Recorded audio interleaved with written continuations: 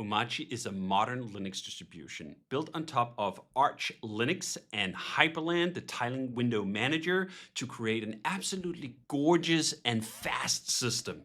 Primarily for developers or anyone interested in a pro system that takes a little time to learn and to set up, but that will pay dividends in terms of speed of use, in terms of fluidity, in terms of simply enjoying your system like nothing else.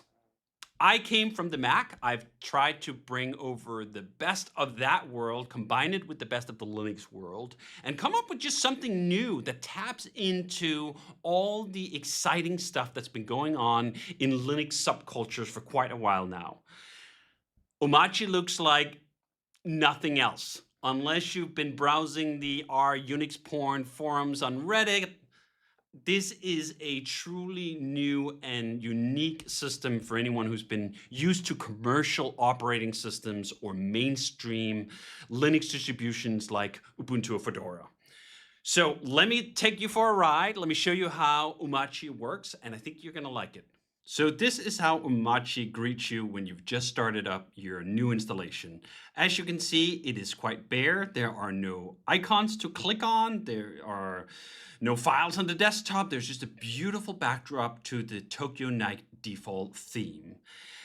The first thing I'm going to do is show you how to start a terminal. So that is super enter. That simply pops up the terminal for you right here. We can do an ls.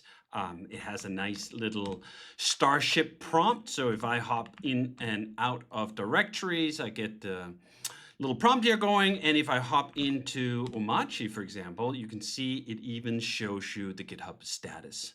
But if I open a browser here on Super B, you'll see that the magic of tiling window managers, it just slides in on the right. And if I hold down Super Shift and I push the arrow key, I can send them back and forth.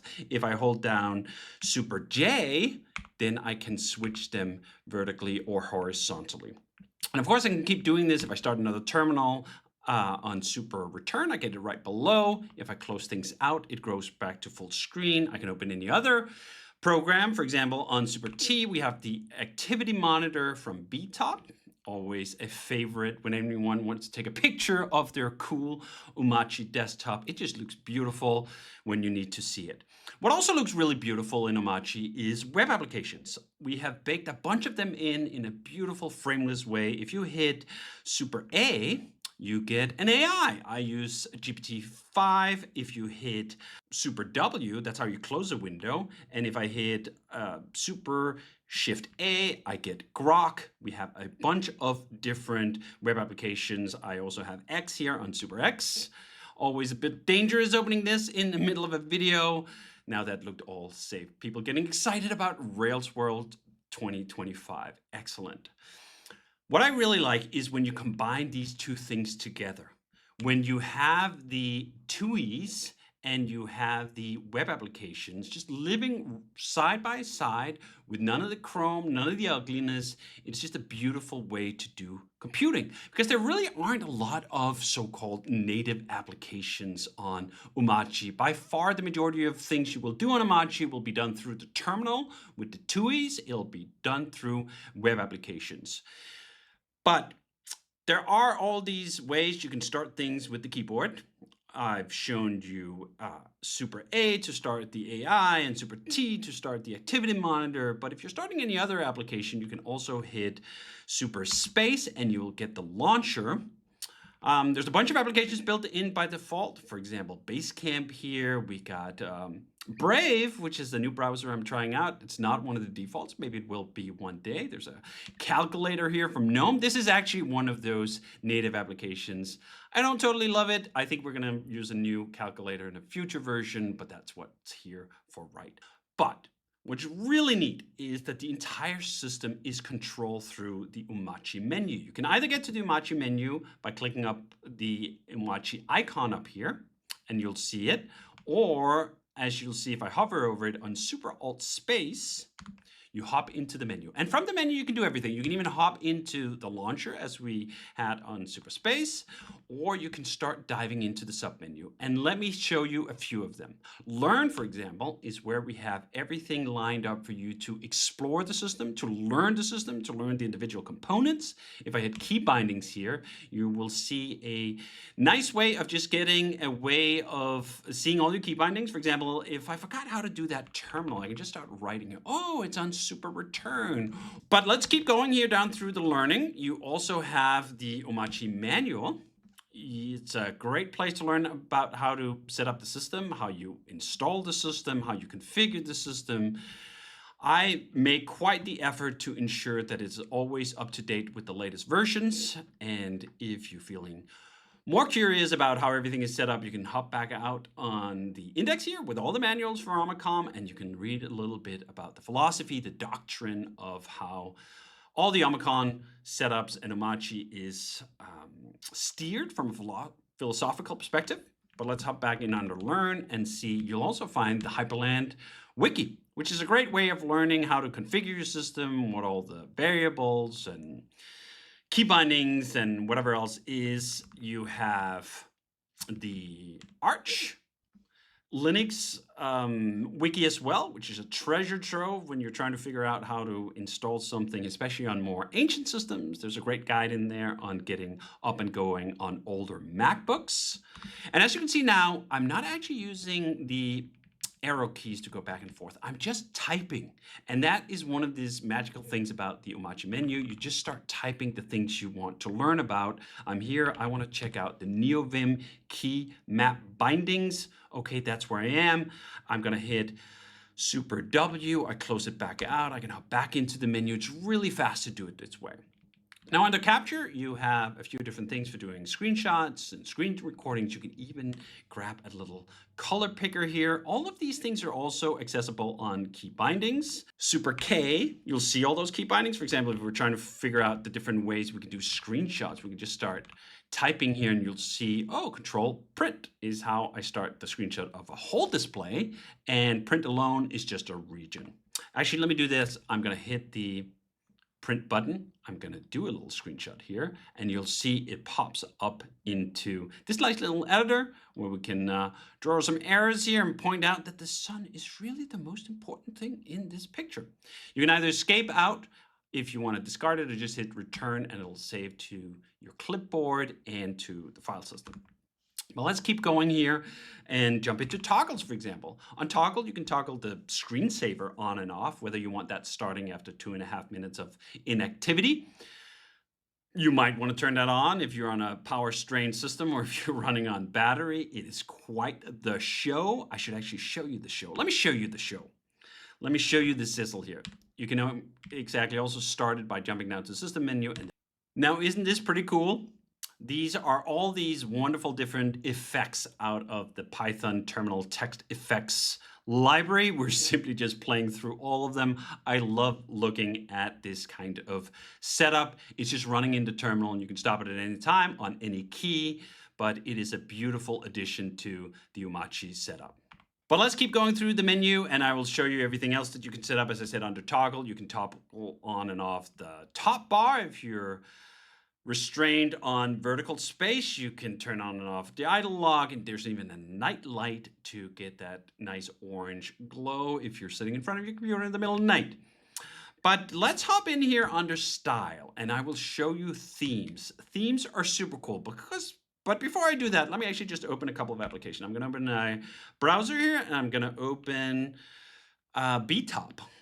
And then I'm going to hop back into the style menu under themes, and we're going to change themes to something else. Let's actually take something, one of my favorites here, Osaka Jade, and boom, the whole thing simply changes over. Everything is synced together.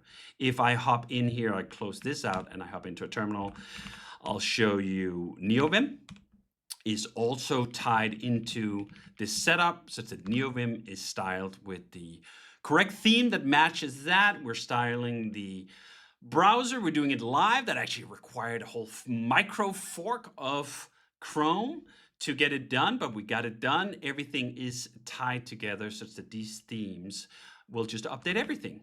Now, if I hop back out and I show you the B-top, you can also jump directly to this menu by pushing Super Control Shift Space, and you will get that. And we can do a light theme, for example, here on Rose Pine. That's kind of neat. You see the backgrounds here, a bunch of different backgrounds. If you hit Control Super Space, you can cycle through them. On most of the themes, we have a handful of backgrounds. Not on all of them. We will soon have that as well. But on some of these themes, look at that Omachi on the background. Let me hop over on another theme here. We have two of the white ones, or light ones, I should say. Cappuccino Latte. We have some beautiful green ones. Everforest here, for example. Nice moody one. What else do we have? We have a really cool Ristretto brown theme that I really like. Let me actually show you it with the browser here. It's neat to see that just altering at the same time. I'm really proud of it because it required this micro fork, and that wasn't easy to do, but we have it set up. Nord is also a nice favorite here. It also has a nice alternate background. So that's the themes, but you can change more than just the themes. If we hop back into the menu, we hop down to style, you can also change the font. I have a few extras installed here, but by default, we also installed the JetBrains monofont, for example. It is quite a popular one, as you see. Subtle, but it changed. Now you're into the menu, and this is running the JetBrains font. I actually prefer the Cascadia Mono that I run for everything, so let's hop back to that. But you can hop back and forth between these fonts super easily. You can also style your own screensaver here.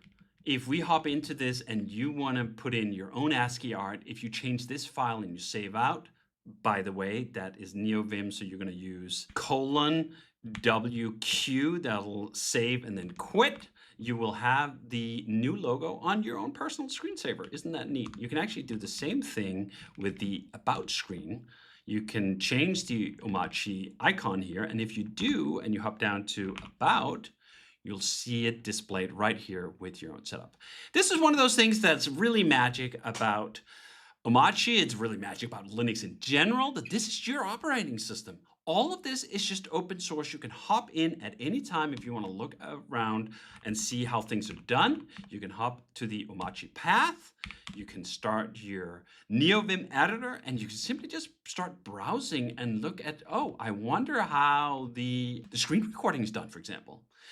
All of this is done in Bash, almost all of it, and it is really easy to look. I would not recommend making changes directly in here in the Umachi setup, because then you're going to deal with potential conflicts when you upgrade, but you can certainly make all the changes inside of the config area, and we have actually hooked that up really neatly. If you hop back into the Umachi menu and you hop down to setup, I'm just going to show you some of these other things, but if you hop down to config, for example, you'll see all the main configuration files are hooked up for you to jump into. These are the ones that live in your own home directory under .config.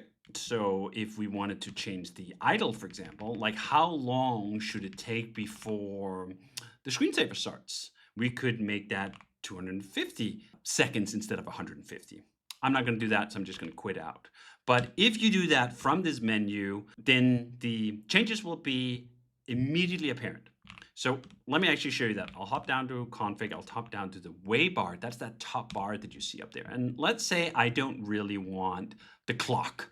I don't want the clock in here. So I'm just going to remove that from the module center here, pull that out. And now as soon as I quit, I can do that on space QQ. Boom, the clock is gone. Let's add it back though. I like the clock. So we hop back into the way bar, and I'm just going to hit U here to restore it, and I'm going to quit out again. Now the clock is back. All of these configuration files right there for you to change.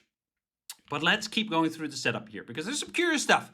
We've been trying to lean into the whole TUI aesthetic. So a lot of these things are TUIs. If you hop in under the audio configuration, for example, and you can use tab to jump between the different segments, you can see here I have a cam link attached, I have my Shure microphone, and I can change these back and forth on which are going to be the default. I can hit D here, and the little diamond is going to move. I'm not going to do that because that's going to break everything off. I use my wonderful LXX2 speakers, and I have those set as the default. So that's where you do that. And if you just hit Q, you will quit out. We can also set up our Wi-Fi. I have it set up here. You jump between the different sections on tab, and if you want to select a different Wi-Fi network, you hit space. If you want to turn it off and on, you hit space. And if you're on your station, you can hit S to start scanning for something new. You can also hit question mark, and you can see all the different options that there are. And again, if you hit Q, you quit out. Bluetooth, though, is one of those exceptions. There is a Bluetooth to I'm not quite sure whether I love it. So if you hop into this one, you're actually just going to see a regular old GUI interface. I think this might be the first one I've showed you beside the browser. So those still do exist. It is not like we've ripped out literally everything. You can set up your power profiles. This is not really that relevant on a desktop machine. I'm running my beloved Framework desktop here, but if you're on a laptop, you can set it to balance mode or power saver as you please. Monitors, that's a really good one to take a look at because by default, Umachi is set up for Retina class displays. So that means the Framework desktop display at 2.8K. That means something like a 5K 27-inch or 6K 32-inch. If you have something else than that, you're probably going to want to change how the monitor setup is because otherwise it's going to be too big. Here's a recommendation for running 4K monitors, or here if you're running a low 1080p or 1440p. You can comment these things out and then comment this in, and you'll see something else. You quit out again on space QQ. When you are changing these Hyperland configs, they also update immediately. That's very nice. And some of these other configs that you can change here is the key bindings, for example. I have all of these set up to the kind of web applications that I use, but if you want to change something else, you just hop in and under key bindings here. But let's hop out of that. We're not going to change those changes either. Hop back into setup and input. That's a good one as well. If you want to change, for example, toggling between keyboard layouts, I am just on the US keyboard layout. But if I was using the Danish one, I'll comment this out. The repeat delay, the touch pad, if you're using that, the scroll factor, all of these things are just stuff you can change. And I would very much encourage you to check out the Hyperland wiki, see how everything is set up. Let's see, what else do we have on the setup here? Of course, you can also set up a fingerprint scanner or a FIDO key. On the Framework desktop, for example, there's a fingerprint scanner, and if you set that up, you can unlock after the lock screen, and you can unlock on sudo. It's really nice to do. As I said, all of these different setups of the default config files are in here. On the Xcompose one, that's a good one as well. When you set up Umachi for the first time, you'll see that it'll ask you for your name, and it'll ask you for your email address, and it's mainly using those to configure Git so that you can make commits and they show up correctly, but it's also using it to do this. So for example, if I opened a super N here, I'm going to get a new lazy vim, and then I hit N again, and I'm going to be in insert mode, and I hit caps lock space N, and it's going to insert my name, and if I do caps lock space E, it's going to insert my email address. To do caps lock W, and then get that. Now, of course, you also have all of the emojis. That's actually the main reason that this is set up. We can hop into the Learn. We can hop in under Omarchy here. See that? Scroll down a little bit and see hotkeys. I'm going to scroll all the way back to the bottom here. You have your quick emojis. So I can do caps lock MS, and I'm going to get a smile. Isn't that lovely? Speaking of emojis, you also have Super Control E, and I'll bring up a complete emoji picker here. I'm going to pick a Danish flag. I'm going to insert that. So let me show you something else. Let me show you how to install extra stuff onto your system. You're going to install here, and we could just do a package. I just start typing, and you get fuzzy find. You see there's 19,000 packages to choose between, and I find the one I want, and I just hit return, and it's going to ask me for my password here on a sudo, and it'll simply just start installing it. It's going to take a little while. Well, not that long. I'm already done, and now if I do super space, and I start typing for Visual Studio Code, I can launch that application right away, and everything is set up. Isn't that easy? Isn't that just nice compared to going to some website and downloading something? I really like how this setup works. But you don't even have to use the package installer. By the way, here we have the AUR when they're available. You can also install packages from there. Let's see if we're lucky. Oh yeah, 100,000 packages almost on the AUR. That's pretty incredible. So between the AUR and the main Arch repository, And Omarchy repositories, you really have a lot of packages to install from, but you can install other things too. For example, you can install all these development environments. Set all of it up such that it is a one-click install. You want Ruby on Rails, you hit this one, boom. Ruby on Rails gets set up with Mies to install Ruby. We use Gem to install Rails. We have under PHP here, we have Laravel, we have Symfony. You hit escape, by the way, to go back one level. Under Elixir, we even have Phoenix. We have all of these main programming environments. All of them are set up on a one-click to go here. Let's actually install Go, for example. It's going to pull Go down using Mies. It uses Mies for the majority of this, not for all of it. There's a couple of them that have their own individual installers, but Go isn't one of them. It's just going to download it all down, and then boom, we're done. We have Go available in a terminal here. If I type Go, there we go. Go. Hop back in. Look at the other things we can install under development here. As I said, we have all these. Oh, JavaScript, of course, not to forget. We have the three major ones, Node and Bun and Dino. You can install any of the runtimes that you prefer. DockerDB is a fun one too. So if you hop into that, you can install some default setups for running these databases locally, having them available for testing right away. Let's do space here on MySQL, and let's also do Redis, and then I hit return. I'm going to install those. They're just going to pull it down. We already have Docker on the system. And actually here I'm cheating because I already had these set up. I should have deleted those images. But let's actually see those set up. On Super D, you're going to jump into Lazy Docker, and you can see that even though the images were installed, we have now started the two Docker images that I picked, the one for Redis, the one for MySQL. You can stop it on S. Yes, I want to stop it. You can then delete it on D, including the volumes, and now it's gone from your system. We're going to stop that one as well, and we can delete that one too. Great. I quit out again on that. Super W. And editor.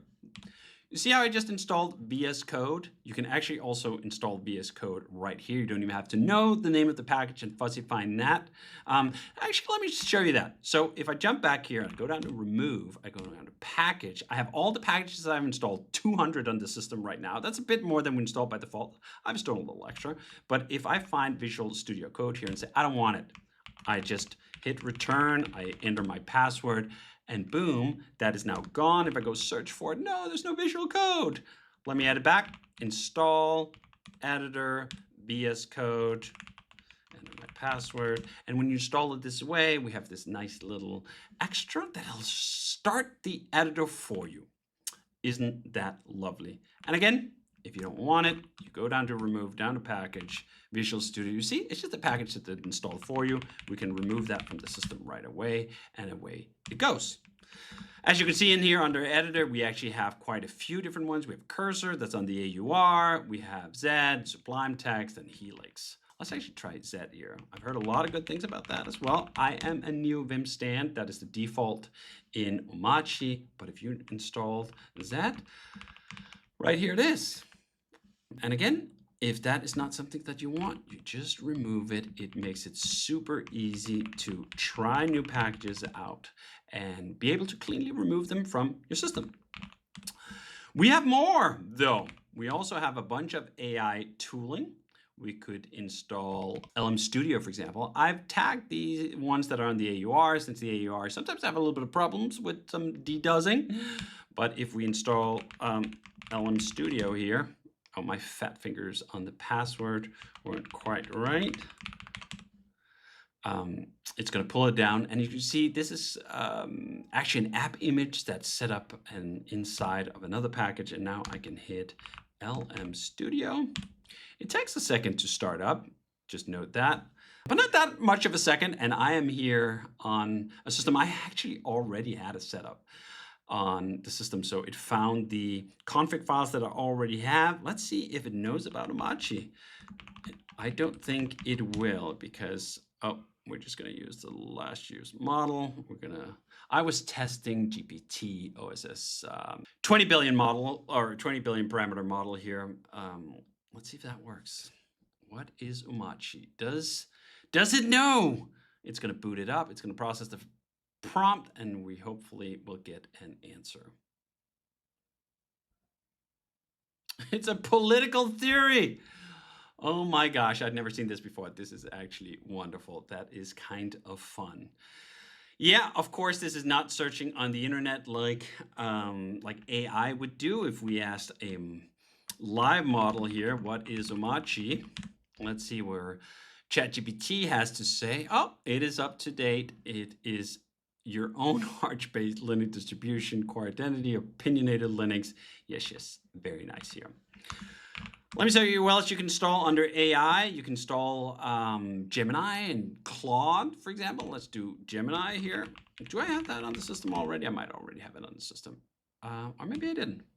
And we hop in here and we start Gemini in a browser and boom, we're ready to go. As you can see here, the whole experience of installing something new on the system is incredibly quick because everything is just running off these packages. We've tied everything into one unified menu. That menu, by the way, even has gaming. You can game on Linux. You can game with Steam. You can game with RetroArch. You can game with Minecraft by default.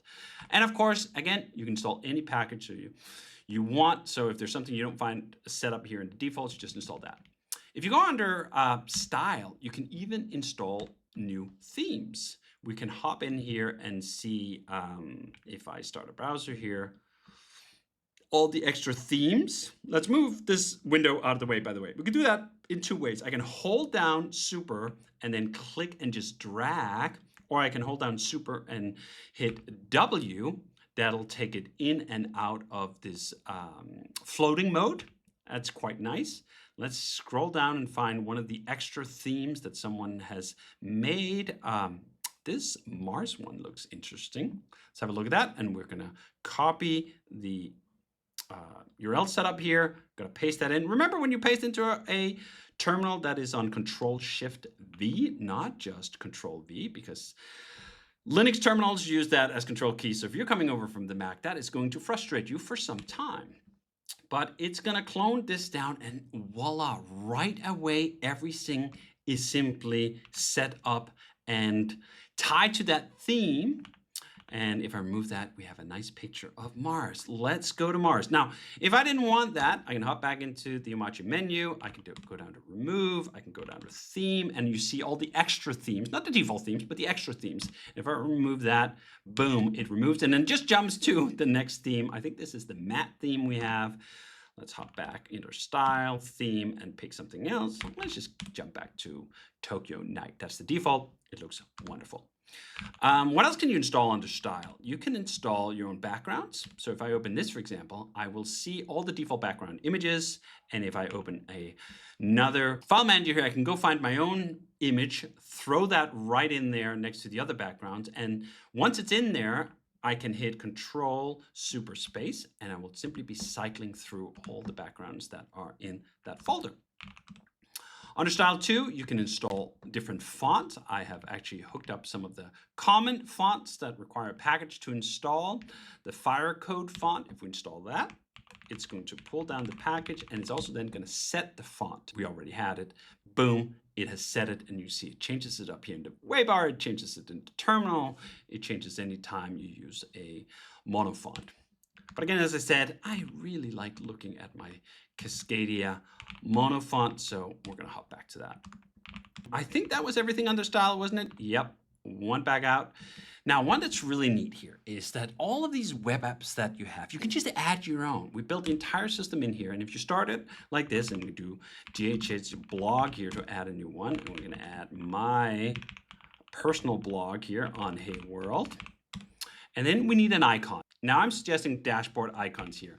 That's perhaps not the one you want to use for my blog. I don't have a dashboard icon here for us to look at, but if you were finding Blogger, for example, let's say I was hosting it on that, you could probably find that. Yep, you could. This is some vintage stuff right here. You go down and copy the PNG URL, and again, you need to use Control-Shift-V to paste it in. Now it has set up the blog, and you can find it on Superspace, so let's try to do that. Superspace, DHH. Voila, there's my blog. And again, this is your own application. You can make that whatever you want. You can put in whatever icon you want. It lives right next to the system web apps that we have set up. Isn't that just lovely? There's no discrimination here. Your web application is going to look as good as any other. Hop back in under this, and you could do the same thing with TUIs. You can set up any TUI that you would like to use here. We could do another one for lazy Docker. Let's just imagine that we didn't have that. Lazy Docker. We can pick whether we want it to float or to tile. So you see this window right here is floating, but if you just want it to tile to the side, you pick that. And again, we're gonna pick a dashboard icon, and I'm gonna make this one tile for a second. We're gonna find one for Docker here. We're gonna pick the Docker one and paste it in. Now I can find LCD that I had set up on my unique Docker icon, and there we go. Now, if you hop into update here, this is where you will be updating Umachi when there's a new release coming out. When there is a new release coming out, there'll also be a little icon up here next to the clock, and you can just hit that. It'll jump straight into the update process. But let's just run with scissors. Let's just live update Umachi right here. You can see Umachi is already up to date. But when we do this, it also wants to update the system packages. This is how you keep Arch up to date. There were actually a couple of new ones. There's even a new kernel. Do I want to reboot right now? Do you know what? I'm going to save that for just 1 second here. So I'm not going to reboot this second, but that's the invitation if you want to do that. Under update, if you've messed with any of the configs and you want to restore them to the default, you can go in here and do that. Finally, you have the system menu. You can hop in here. You can start that beautiful screensaver we already looked at. You can lock your system. You can suspend it, relaunch, hyperland, restart, or shut down. You also have a quick access to that just on Super Escape. I usually hit Super Escape return, and then I've locked my system. As I said, we also install a bunch of other default packages. You can learn about those if you hop in under the Umachi menu, in under Learn, in under Umachi, and you can go down here and check out what is there. We have Obsidian, for example. I use that to keep all my nodes. You have Pinta, and if you find an app like, oh, I want to check out what Pinta is, you can just launch it here. Quick drawing app. We have Local Send. That's a replacement for AirDrop. It is really neat. Start local send here, and if I have any devices, I can quickly send to them. I can pick a file, a folder, text, or paste, or whatever. You can install clients on Android or on iOS. You have LibreOffice for those times when you need to open a Word document or Excel spreadsheet, or you want to just do some spreadsheeting or writing in that style. We have Signal, we have MPV for playing videos. You have Op Studio, that's what I record this on, and Kdenlive, that's what I edit these kind of videos on. And as I said, you also have some commercial GUIs installed by default. You have 1Password, that's what I use for all my passwords. Topora, which is a really neat writing tool that I use for all of my essays. Let me actually just show you that really quick.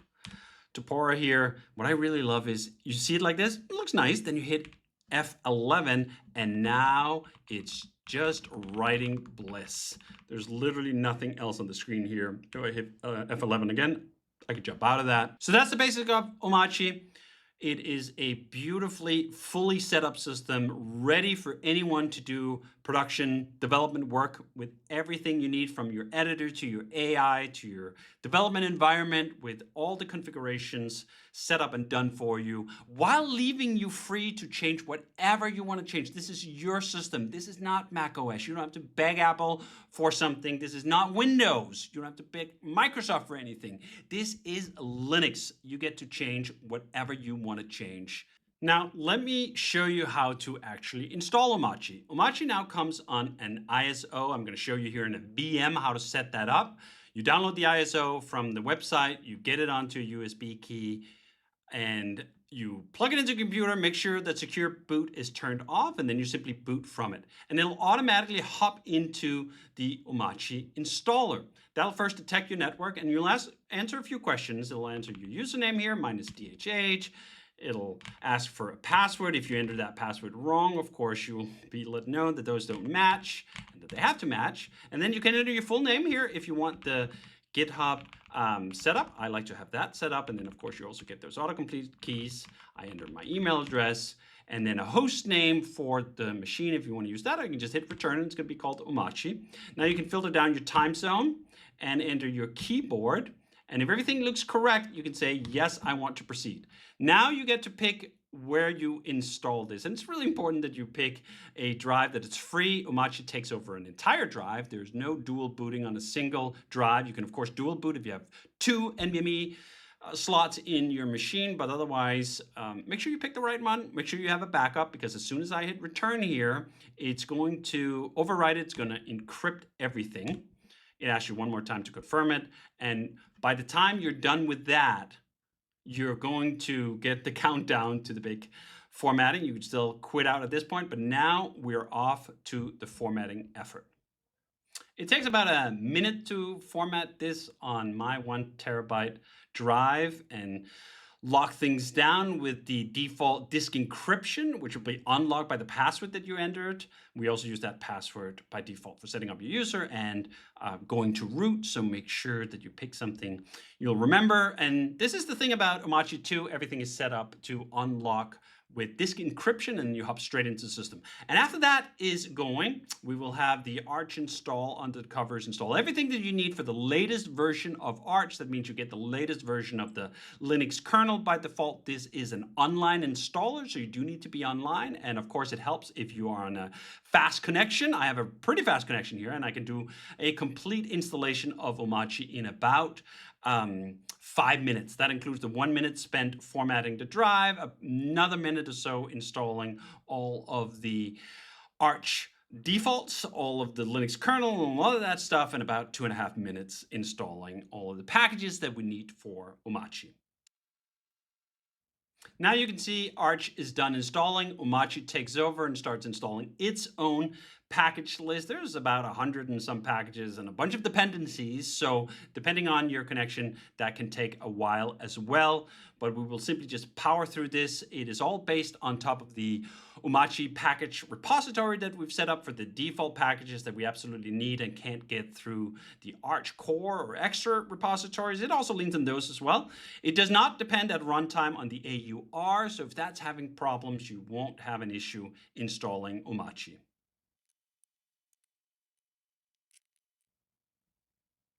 And there you go. We are all done installing. You get this nice little animation. Remember to remove your USB installer, and it'll reboot right away. It'll reboot straight into the disk encryption here. So you enter your password, and it'll finish booting up. So this is a bit of Umachi inception. I'm now running Umachi inside of Umachi. That is all it takes to install it with the new online ISO installer. So that is Umachi. I hope you enjoyed checking it out. I hope you give it a go. I hope you experiment with it. I hope you realize that this is going to be an adventure. I hope you realize that this is not just autopilot. This is not a commercial operating system. This is a brand new Linux distribution that's only at this point been around for a few months. It already has thousands of people using it. Tons of excitement for it. I'd love to have you on board. I'd love to have you check it out, regardless of whether you're getting a new machine to install it on and using something old. Linux is super efficient, so you can run it on almost anything and it'll run wonderfully. You don't need the latest and greatest to get it done, but if you do, check out Framework. They have the Framework Laptop 13, that's my personal computer, and they have the Framework Desktop that I love as well. If either of those two things don't work, then Beelink is a great choice too. They make really affordable mini PCs. Come join us. Come have fun in the Umachi world and join us on the Discord.